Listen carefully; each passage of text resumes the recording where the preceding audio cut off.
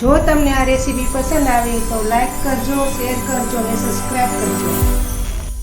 બધાને જય શ્રી કૃષ્ણ. હું સગવડાબેન આહિર સુરતથી આપ સૌનું મારા કિચનમાં સ્વાગત છે. આજે હું શેર કરીશ ટમેટા કેચઅપની રેસીપી. વ્યાસ રિંકલબેન ધવલભાઈની કમેન્ટ હતી કે ટમેટા કેચઅપની રેસીપી શેર કરો, તો ચાલો આજે હું ટમેટા કેચઅપની રેસીપી શેર કરીશ. રિંકલબેન, તમે કયા એરિયામાંથી બોલો છો તે મને ચોક્કસથી જણાવજો, જેથી કરીને મને પણ ખબર પડે કે કયા એરિયામાં તમે મારા વિડીયા જોઈ રહ્યા છો. તો ચાલો બનાવવાની શરૂઆત કરીએ.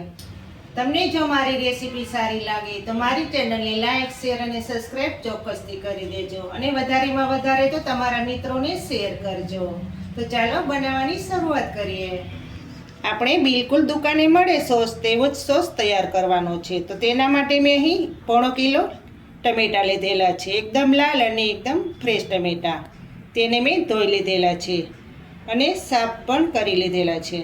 હવે સોસમાં નાખવા માટેના મસાલા જોઈ લેશું. તેના માટે મેં અહીં 6 થી 7 નંગ તીખી મરચી લીધેલી છે, 2 ટુકડા આદુના લીધેલા છે અને 8 કળી લસણની લીધેલી છે. લસણ તમે ન ખાતા હોય તો તમે સ્કીપ કરી શકો છો. અને 1 ગાંઠિયો ડુંગળીનો લીધેલો છે, તેને મેં કટ કરીને રાખેલો છે. ગરમ મસાલામાં 1 તજનો ટુકડો છે, 6 થી 7 નંગ મરી લીધેલા છે અને 5 લવિંગ લીધેલા છે.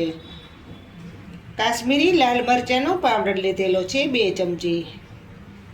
150 ગ્રામ ખાંડ લીધેલી છે. 2 લાલ મરચાં લીધેલા છે સોસમાં કલર લાવવા માટે. હવે સૌપ્રથમ તો પહેલાં આપણે ટમેટાને કટ કરી લેશું. આપણે જે આગળનો ડીટિયાનો ભાગ હોય તે આપણે પહેલાં કટ કરીશું. આ રીતના બધા ટમેટામાંથી આગળનો ભાગ કાઢી લેવાનો.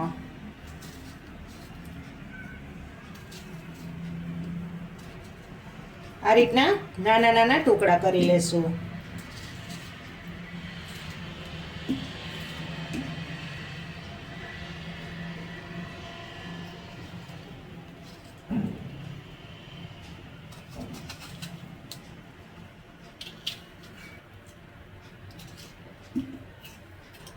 આપણે ટમેટા સોસમાં કોઈ કેમિકલનો ઉપયોગ નથી કરવાનો. બિલકુલ દુકાને મળે તેવો જ તૈયાર કરવાનો છે. બધા ટમેટાના આ રીતના ટુકડા થઈ ગયા છે. હવે ગેસ ચાલુ કરશું અને આપણે બાફવા મૂકી દઈશું. આપણે ટમેટામાં પાણીનો બિલકુલ ઉપયોગ નથી કરવાનો. આપણે ડુંગળી સમારીને રાખેલી છે તે નાખશું. જો તમે કાંદા ન ઘરમાં ખાતા હોય તો તમે સ્કીપ કરી શકો છો. લસણ અને આદું નાખી દેશું. આપણે દુકાનના ફ્લેવર જેવો બનાવવાનો છે તો બધું નાખવું ખૂબ જ જરૂરી છે. મરચી નાખી દેશું.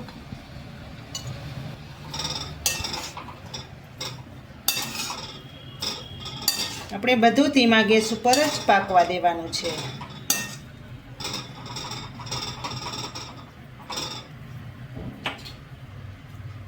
લાલ મરચાં પણ સાથે નાખી દેશું.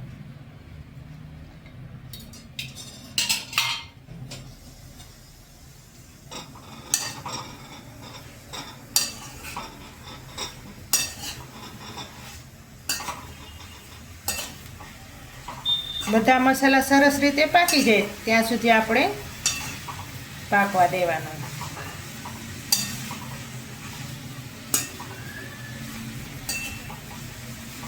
વચ્ચે વચ્ચે હલાવતા રહેશો.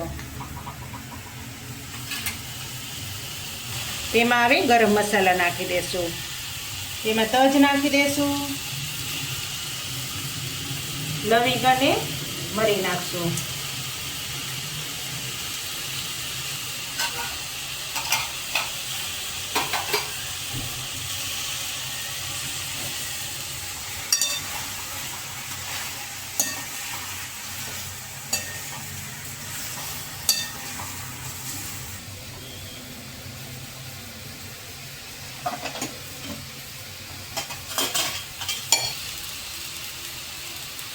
મસાલાની સાથે 1 ચમચી નમક નાખી દેશું, જેથી કરીને મસાલા ઝડપથી પાકી જાય.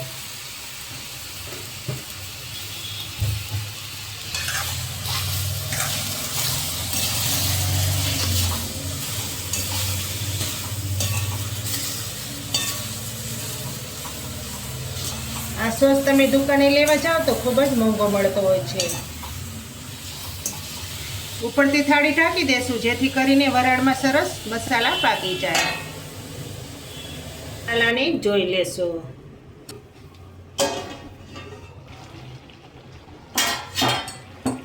મસાલા હાઈ ગ્લાસ રેડી થઈ ગયા છે. બધી વસ્તુ સરસ રીતે પાકી ગઈ છે.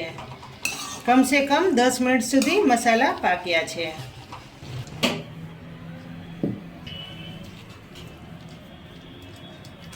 હવે આપણે બધા મસાલાને ઠંડા કરવા મૂકીશું. ઠંડા થઈ જાય પછી સરસ મજાની પ્યોરી તૈયાર કરશું. મસાલા હાઈ ક્લાસ ઠંડા થઈ ગયા છે તો હવે આપણે મિક્સર જારમાં પીસી લેશું.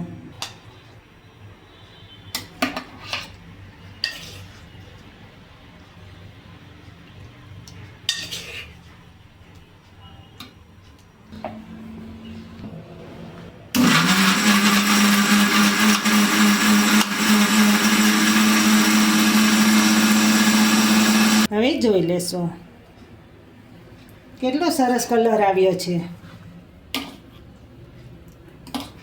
બધો સોસ આ રીતનો તૈયાર કરી લેશું. આપણે ગરણીમાં ગાળી લેશું જેથી કરીને જે ગાંઠા રહી ગયા હોય તે નીકળી જાય.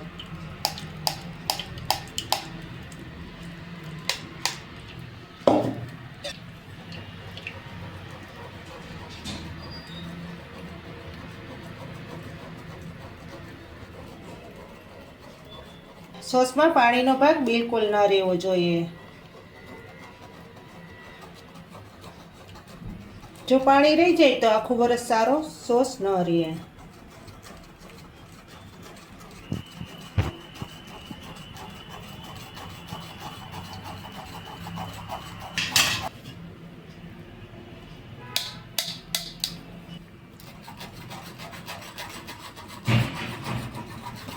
ગાળવાથી ટમેટાના બી સરસ નીકળી જાય છે.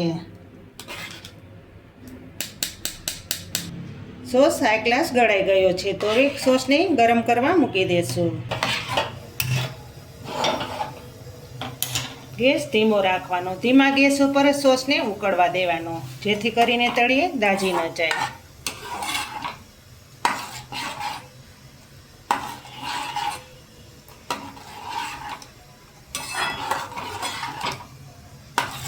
જોઈ શકો છો ને સોસનો કલર કેટલો સરસ આવ્યો છે.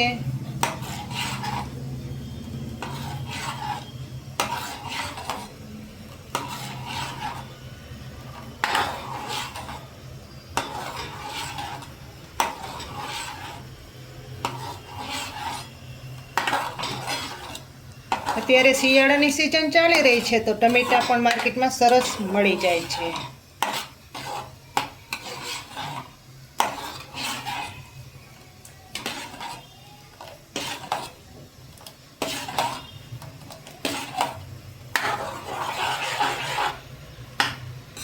સોસને આપણે 20 મિનિટ સુધી ઉકળવા દેવાનો. તો જ બધું પાણી બળી જશે. પાણી બિલકુલ ન રહેવું જોઈએ.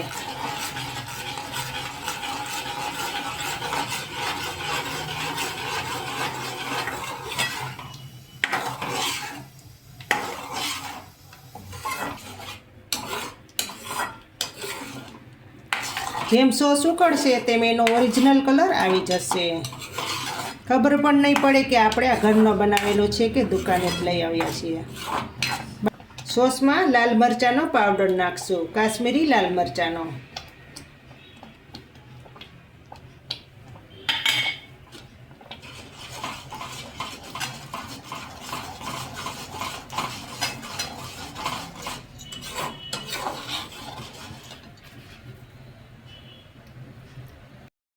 પોણો કિલો ટમેટા હતા તો તેમાં 150 ગ્રામ ખાંડ તો નાખવી જ જોઈએ.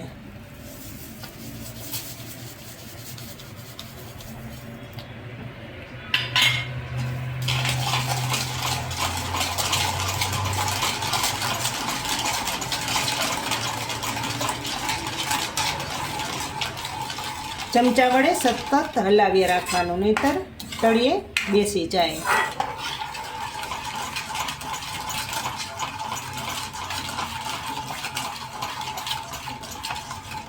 આ સોસ તમે ગમે તેની સાથે ખાઈ શકો છો.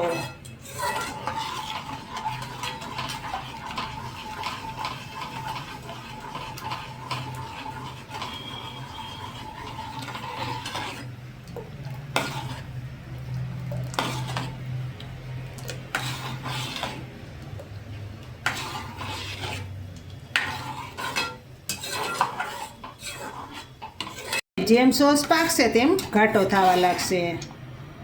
આપણે હજુ થોડીક વાર રહેવા દેશું. ડીશમાં નાખીને જોઈ લેશું. એક જગ્યાએ સોસ રહી જવો જોઈએ. સોસ હાઈ ક્લાસ રેડી થઈ ગયો છે. આ રીતનો સોસ ઘાટો થઈ જવો જોઈએ.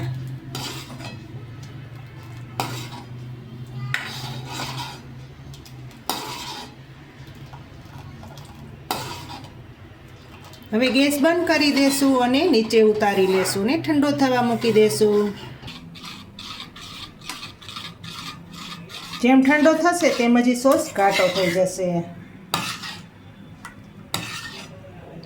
જોઈ શકો છો ને, દુકાને પર સોસ મળે એને પણ ટક્કર મારે તેવો સોસ તૈયાર થયો છે. ઘરનો ઓરિજિનલ અને સારો સોસ હાઈ ક્લાસ ઠંડો થઈ ગયો છે. તો ઉપરથી મરીનો પાવડર વેરી દેશું જેથી કરીને ટેસ્ટ ખૂબ જ સારો આવે.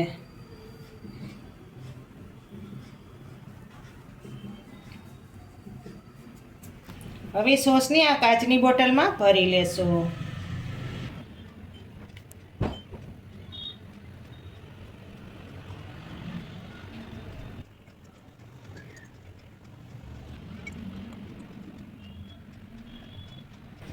હવે ઢાંકણ ઢાંકી દેશું.